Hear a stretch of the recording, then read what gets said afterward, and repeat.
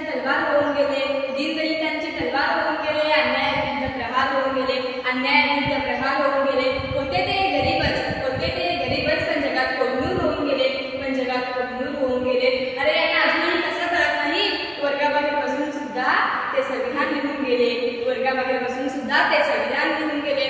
असे महामानव डॉक्टर बाबासाहेब आंबेडकरांना नमन करते आणि माझ्या भाषणाला सुरुवात करते. डॉक्टर बाबासाहेब आंबेडकरांच्या नावातच त्यांची विशेषता आहे. बाबासाहेब म्हणजे बाणे जाते संभावणारे, बारकाईने अभ्यास करणारे, साधते बौद्ध धर्माचे, हेतू ज्यांचा सर्वसामान्यांच्या जीवनी बदल घडवून आणणारे. आणि आंबेडकर म्हणजे आनंद आणला सर्वसामान्यांच्या जीवनी. बेधडक सत्याग्रह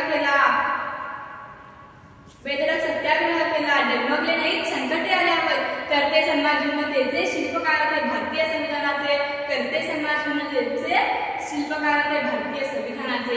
त्यांनी अनेक वर्ष चातुर्य वर्ण व्यवस्थेच्या नावाखाली अन्याय सहन करणारे समाज बांधले, ज्यामध्ये लोकांना खायला भाकरी, प्यायला पाणी, त्यावेळेला रस्ता सुद्धा मिळणं कठीण झालं होतं. अशा दलितांची व्यथा समजून घेतली आणि त्यांचे अश्रू पुसण्याचे आणि त्यांना जीवन जगण्याचा अधिकार देण्याचे कार्य डॉक्टर बाबासाहेब आंबेडकरांनी केले. होतं अंधारलेलं जीवन दिसत नव्हतं प्रकाशाचे किरण, होतं अंधारलेलं जीवन दिसत नव्हतं प्रकाशाचे किरण. पुसणार दलितांचे अश्रू, देणार त्यांना नवजीवन, पुसणार त्यांचे अश्रू, देणार त्यांना नवजीवन. भूमीवर अवतरले महामानव डॉक्टर बाबासाहेब आंबेडकर. अशा या महामानव युगप्रवर्तकाचा जन्म मध्य प्रदेशमधील महू या गावी 14 एप्रिल 1891 रोजी झाला. आणि त्यांना छंद लागला वाचण्याचा, तो त्यांच्या वडिलांमुळेच. आणि हा छंद पुढे जाऊन संविधान निर्मितीचा आसमंत ठरला. त्यांच्या वडिलांचे नाव रामजी सरपकाळ व आईचे नाव भीमाबाई सरपकाळ असे होते. डॉक्टर बाबासाहेब आंबेडकरांना मुळातच शिक्षणाची आवड असल्यामुळे त्यांनी BA, MA, PhD, master of science, doctor of science अशा अनेक पदव्या संपादन केल्या. त्यांनी आपले मौलिक विचार सर्वसामान्यांना दिले, जसे की शिक्षण हे वाघिणीचे दूध आहे, शिक्षण हे वाघिणीचे दूध आहे. जो प्राशन करेल तो गुरगुरल्याशिवाय होणार नाही, जो प्राशन करेल तो गुरगुरल्याशिवाय होणार नाही. शिका, संघटित व्हा, संघर्ष करा. शिका, संघटित व्हा, संघर्ष करा. मला माणसांच्या सहवासापेक्षा पुस्तकांचा सहवास जास्त मोलाचा आहे. मला माणसांच्या सहवासापेक्षा पुस्तकांचा सहवास जास्त मोलाचा आहे. आयुष्यभर जर कायम अभ्यास करायचं मनात ठेवलं ना, आयुष्यभर जर कायम अभ्यास करायचं मनात ठेवलं तरी विद्यासागरच्या कडेला गुंजाभर ज्ञानात फक्त लाटाच येतील, गुंजाभर ज्ञानात फक्त लाटाच येतील. असे आपले अनेक मौलिक क्रांतिकारी विचार सर्वसामान्यांना दिले. बऱ्याच ठिकाणी अस्पृश्यांना पानवट्यावर पिण्यायोग्य पाणी पिण्याचा अधिकार नव्हता. त्यापैकीच एक होते महाड येथील 14 तळे. डॉक्टर बाबासाहेब आंबेडकरांनी महाड येथील 14 तळ्याचा सत्याग्रह केला 20 मार्च 1927 रोजी आणि दलितांना पिण्यायोग्य पाणी उपलब्ध करून दिले.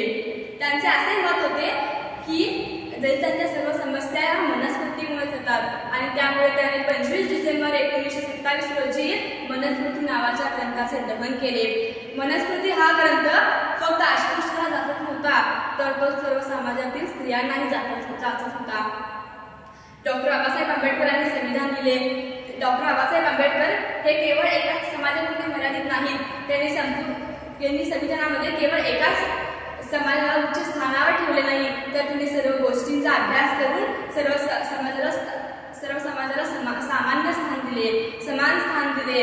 आणि त्यांनी स्त्रियांना संविधानामध्ये जे कायदे, जे हक्क, जे अधिकार दिले आहेत, त्यामुळे आज स्त्री प्रत्येक क्षेत्रामध्ये वावरत आहे. ती पुरुषाच्या खांद्याला खांदा लावून काम करत आहे.